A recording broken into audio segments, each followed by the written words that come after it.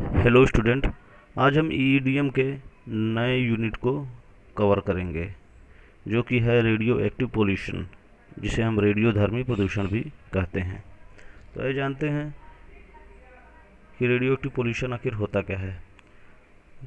तो रेडियोधर्मी प्रदूषण को हवा, जल और अन्य रेडियोधर्मी पदार्थों के भौतिक प्रदूषण को कहते हैं।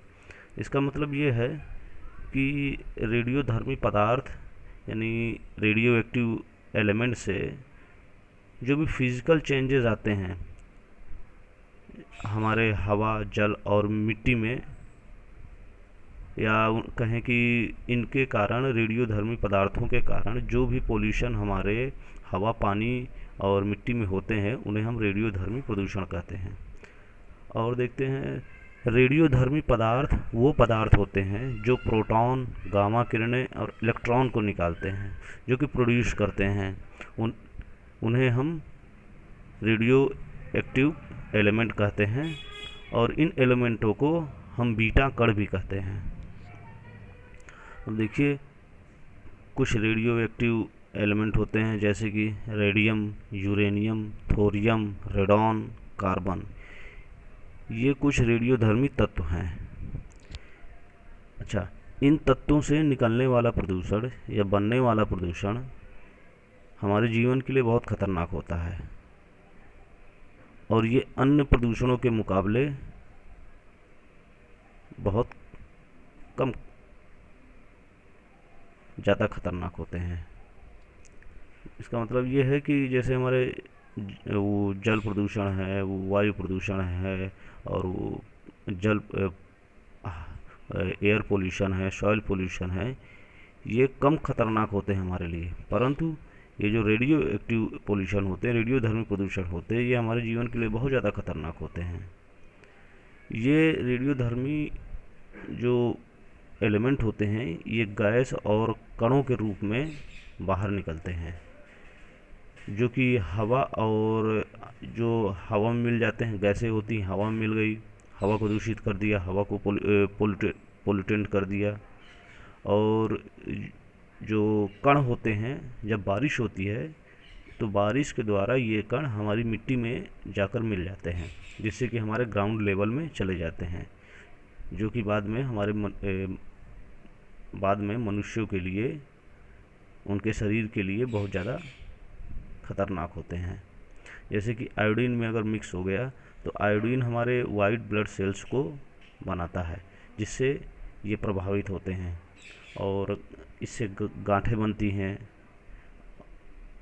और त्वचा, स्किन कैंसर हो जाता है। आयोडीन में अगर पोल्यूशन है रेडियो एक्टिव का, और आँखों और फेफड़ों को भी नुकसान पहुंचाते हैं, जिसके कारण हड्डी, बोन कैंसर और जो हमारे टिश्यू होते हैं उनका पतन होने लगता है, डिग्रेडेशन होने लगता है।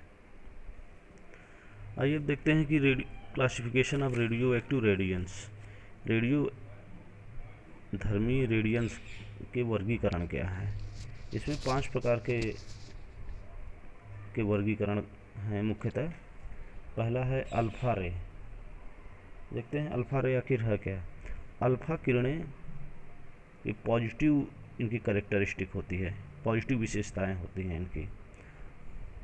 अल्फ़ा किरणों की भेदन गति जो होती है, पेनिट्रेशन रेट जो होती है, बीटा किरणों और गामा किरणों जो दूसरा और तीसरा है इनसे बहुत कम होती है। और अल्फ़ा किरणें ज़्यादातर विद्युत और चुंबकीय क्षेत्रों से प्रभावित होती हैं, यानी इलेक्ट्रिकल और मैग्नेटिक फील्डों में से ज़्यादा इफ़ेक्ट होती हैं। और अल्फ़ा किरणों का प्रसारण, इनका जो प्रोपोगेशन है 80 mm 80 mm हवा की मोटी परत और अन्य पदार्थों द्वारा नियंत्रित किया जाता है। यानी अल्फ़ा किरणों को रोकने के लिए हम 80 mm की हवा की मोटी परत बनाते हैं, कहीं स्टोर करते हैं, और कोई एलिमेंट पदार्थ हम मैटर यूज़ करते हैं इसको कंट्रोल करने के लिए। देखते हैं बीटा क्या है। अच्छा ये देखते हैं कि अल्फ़ा किरणों में जो प्रोड्यूस होते हैं, ये जो जनरेट होते हैं अल्फ़ा किरणें, ये अधिकतर यूरेनियम, रेडियम और प्लूटोनियम से होती हैं। इन्हीं से अल्फ़ा किरणें बनती हैं। और दूसरा है बीटा रेज। बीटा किरणें अत्यधिक शक्तिशाली, बहुत ज़्यादा पावरफुल होती हैं, क्योंकि ये 200 मोटाई की किसी भी पदार्थ को भेदने की क्षमता रखती हैं। 200 की अगर कोई भी पदार्थ हो, हवा, पानी या कोई ठोस पदार्थ हो, इन सब को ये भेद सकती हैं। और बीटा किरणों की भेदन क्षमता जो होती है अल्फ़ा किरणों से ज़्यादा होती है। ऑब्वियस सी बात है, अल्फ़ा की बीटा और गामा से कम है, तो बीटा की अल्फ़ा से ज़्यादा है। अच्छा, बीटा किरणों की उत्पत्ति जो होती है ये नाभिकीय प्रतिक्रियाओं से होती है। जब भी न्यूक्लियर रिएक्शन होता है उसमें से बीटा किरणें निकलती हैं। अच्छा, देखते हैं गामा किरणें क्या हैं। गामा किरणें जो होती हैं चार्जलेस फोटॉन, आवेशशील फोटॉन से बनी हुई होती हैं, जो कि पानी की 1500 मोटी परत को भी भेद सकती हैं। यानी 1500 की मोटी परत अगर है पानी की, उसको भी ये पेनिट्रेट कर जाएंगी, भेद जाएंगी, आर पार हो जाएंगी।